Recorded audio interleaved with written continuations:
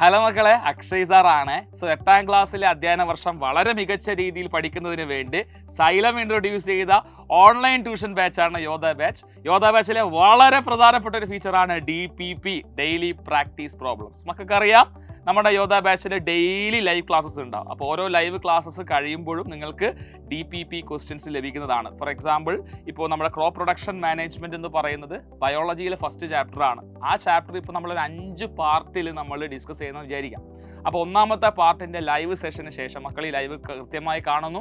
അതിനുശേഷം ഈ 10 questions attend ചെയ്യുന്ന സമയത്ത് ഈ അന്നത്തെ ലൈവിലെ മാക്സിമം എല്ലാ കാര്യങ്ങളും, എല്ലാ റേഞ്ച് ക്വസ്റ്റ്യൻസും ആ DPPയിൽ ഉണ്ടാവും. അതുവഴി മക്കൾക്ക് നല്ലൊരു കോൺഫിഡൻസ് ബൂസ്റ്റ് ചെയ്യാൻ വേണ്ടി സാധിക്കും. അതുപോലെ നമ്മൾ 5 പാർട്ട് കഴിയുമ്പോഴും ആ ചാപ്റ്റർ കംപ്ലീറ്റ്ലി സെറ്റായിരിക്കും. ആ ചാപ്റ്ററിലെ ഏത് ഭാഗത്തുനിന്ന് ചോദ്യങ്ങൾ ചോദിച്ചാലും നിങ്ങൾക്ക് എക്സാമിന് എന്ത് ചെയ്യാൻ വേണ്ടി പറ്റും, വളരെ ഈസി ആയിട്ട് അതിന് ആൻസർ ചെയ്യാൻ വേണ്ടി പറ്റും. അപ്പോൾ അങ്ങനെ നോക്കുകയാണെങ്കിൽ ഫസ്റ്റ് ചാപ്റ്റർ മാത്രമല്ല, ഈ വരുന്ന ബയോളജിയിലെ 5 ചാപ്റ്റേഴ്സിലും എന്തുണ്ടാവും, ഇതുപോലുള്ള DPP ക്വസ്റ്റ്യൻസ് നിങ്ങൾക്കുണ്ട്.